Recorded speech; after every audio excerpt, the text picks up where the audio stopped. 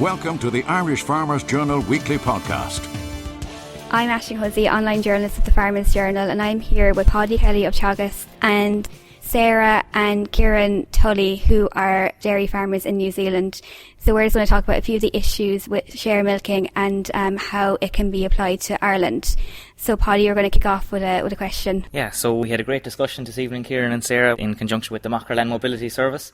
We had 35 farmers in, and we talked about sharemilking and the role it might have to play in Ireland post-quotas. So maybe you could tell us what is sharemilking and why might it apply to Irish dairy farming now in the future? I think in terms of applying to Ireland, we see a land of opportunity here. A lot of older farmers, wealth and land, and a lot of younger farmers with enthusiasm and no wealth and no land. And there's a way that they could partnership together, whereas the owner still gets some profit from his land and the up-and-coming farmer gets to generate wealth for the future of Ireland dairying. Okay, and maybe, Kieran, you tell us about your experiences in New Zealand, your background, and what sharemilking has allowed you to do. We've lived in New Zealand for 20 years since migrating from England, and over that period of time we've progressed through the sharemilking system, been able to build up wealth in terms of buying a herd of cows, and in 2008 we were able to purchase a piece of a farm on the Hauraki Plains in the North Island. You've operated farms for farm owners, you've provided the labour to the farm initially, and then in time you built up your own cows, and then you supplied cows and labour to a farm where you didn't own the farm, you didn't build a parlour, but you just operated the farms for farm owners. Yeah, that's right, Paulie, and what we did was make sure that we had a good partnership with the farm owner, so we were very clear on what the owner wanted out of the business relationship, and we were also clear to indicate what we wanted out together, so it is a really good, successful partnership. So both people would have to be really clear, but I suppose what are the benefits to the farm owner, Kieran? Talk to me about more why someone would be interested in taking on someone in sharemilking. I guess somebody taking on a sharemilker, it's probably because they maybe want to release capital for other projects. So if the sharemilker brings money in for the cows, that's some capital the owner can take out. Also that level of enthusiasm, you've got somebody, all of us when you're 20 can run a lot faster than when you're 60. So you bring that new level of enthusiasm through into the industry, you'll see great things, I think. And so you talked about the farm owner not needing capital. So in the Irish situation, that could mean someone actually getting into dairy farming for the first time. So a conversion from beef to dairy and not having to supply the herd of cows, which would make it cheaper to get into dairying and the opportunity to make a better return from the land. So how common is it in New Zealand? Is there many farms doing this?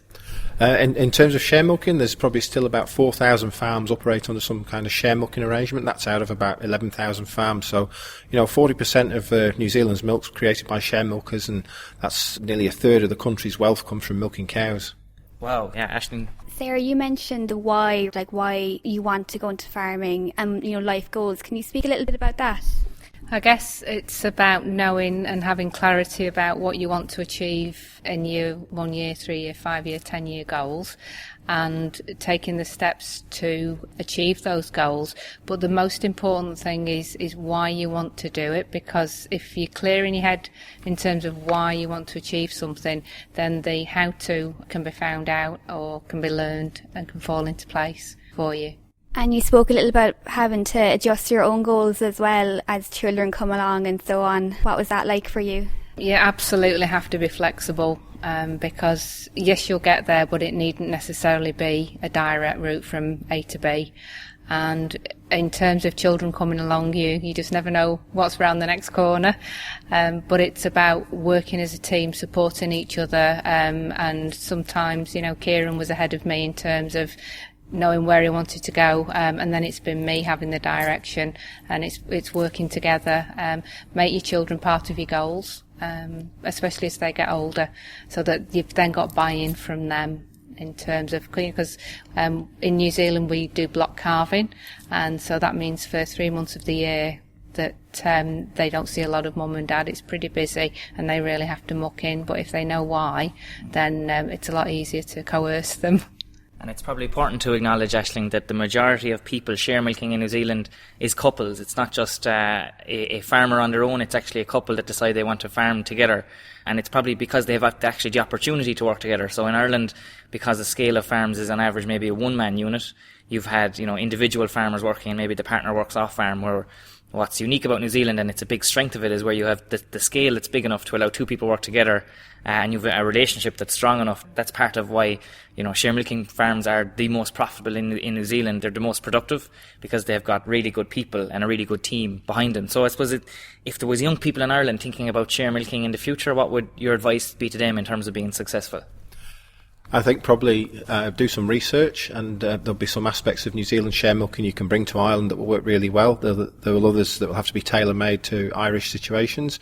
Find people in the farming arena or any arena that have been successful and pick their brains on what they do, and get some mentors who can help you become a business person, and then start to talk to your farming friends about what opportunities might be available, and start to market yourself with the skills that you have, and develop some new skills, and doors will start to open. But again, it comes back to what you want, and once you know what you want, the doors will open. Thanks very much for talking to me, Paddy and Sarah and Kieran, and you can read more about sharemilking on farmersjournal.ie and the newspaper as well. The Irish Farmers Journal Weekly Podcast.